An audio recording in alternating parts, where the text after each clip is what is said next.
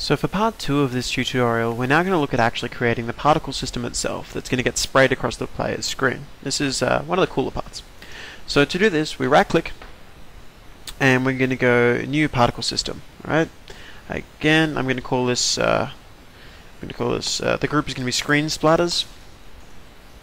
The name is going to be p_screen blood _01. That's a good name.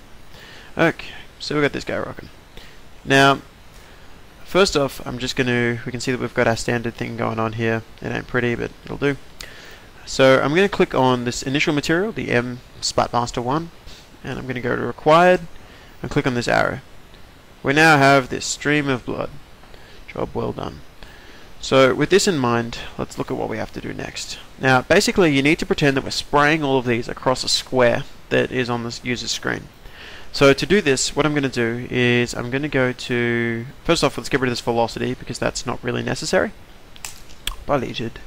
Right click and now go down to location, and under initial location we can start setting variables that actually matter.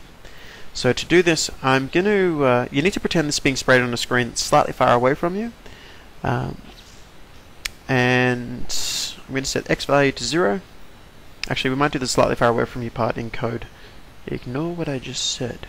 Okay, so x is equal to 0. I'm going to set y to -750, and then min y to 750, negative z to -500, and max z to 500. That'll do.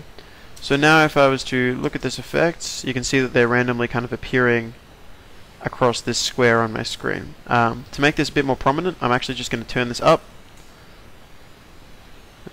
Turn it up. Yeah, okay. So now you can see if I zoom back, we've got this square filled with blood, which is the most metal thing you're going to do today.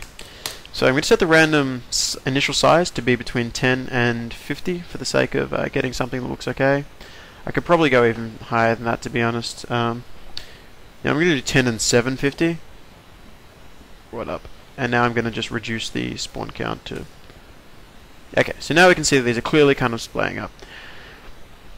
Now, if you're looking at this, you notice that we've already got a couple of problems. First up is that the rotation on these just looks... Well, looks like the same blood splatter every time, right? So let's change that. Let's go right-click, rotation, and add an initial rotation node. Now, what an initial rotation node is, it randomizes the initial rotation of the sprite when it's kind of set out. So in this case, it's going to be between 0 and 1, which is a random point in a full rotation. Okay, next up is when we get these blood splatters spraying on screen, we don't really want to spray them up like, permanently. What we actually want to do is just go shoot a whole heap up onto the screen and then let them fade off. So I'm actually going to set the spawn rate to 0, which means that we're not spawning any per second. I'm now going to go down here to this little thing called burst, and I'm going to add a burst of particles. And I think I'm going to make the burst just shoot up, maybe... look, I'm going to go with 5 for the minute. We'll tweak that later. And the other thing I'm going to do here is I'm going to set this to interpolated. Now, next up is lifetime. So at the moment, these all last for exactly 1 second. You'll notice that they're uniformly just fading off, which is, ugly. So now I'm going to set the max lifetime to be like 4, and you can see that they start to fade off. Now, another issue that's occurring at the moment is that any of these things that get sprayed up on screen are actually being sprayed up in a way that is looping over and over and over again, which, again, isn't what we want to do. So what we're going to do is we're going to click on spawn, and we're going to go down, and we're going to not click on spawn, sorry, we're going to click on required and go down. And under duration, you'll see we have emitter loops. I'm going to set that to 1, and now it doesn't play over the top of itself. Cool, so that's a really good first start. Now I'm going to click on up here and I'm going to name this as Blood Splatter Prime. No, not Prime, that sounds way too much like Transformers. Blood Splatter 1. And I'm going to right click here and go emitter, duplicate and share. We now have these guys doing exactly the same thing. So they're now actually 2 identical emitters doing the exact same thing, except in case if you're ahead of me, you can imagine that we actually want to have one small change, and that is that if I click on this, hold down Control, drag it down a bit, and let go, it now separates this required module from it. So these now have identical spawn, lifetime, size, etc., etc. except the only thing that's different is this required module. And the reason I split that out is that I'm going to change this thing down here that says Splatmaster1, which actually kind of sounds like a DJ. And I'm going to set this to my material instance constant of that second blood type.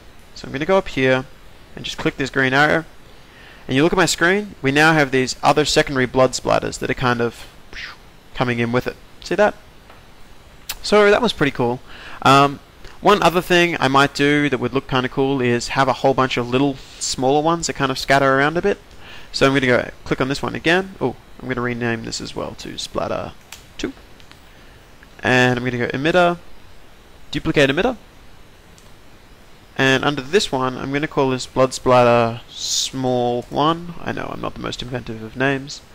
And I'm just going to change his size to be from 750 to like 50. Yeah, between 10 and 50. And I'm going to set his required. What else is good? We're going to have actually a few more of them. So we're going to go to spawn. And I'm going to set up count. Change that to like 20 little splats. That looks pretty good. Anytime I hit spacebar, you'll see that we've got these little splats kind of working their way in.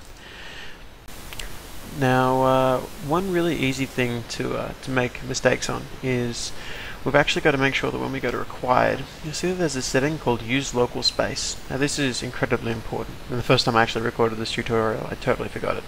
So I'm going to go through them, check use local space, use local space. Now what local space does is this means that all of the locations and everything else is always based off of the actual particle system's location, as opposed to being based off of the world position location. This means that whenever we create something, for instance the screen effect that's splatting in front of you, when the player turns, it doesn't just stay in place, it actually turns as if it's stuck to the player's face. This is a pretty important thing. And from here, this is probably a good enough start for me to palm this over to the programming section. So next up you'll have Matt, and he'll be running you through that section.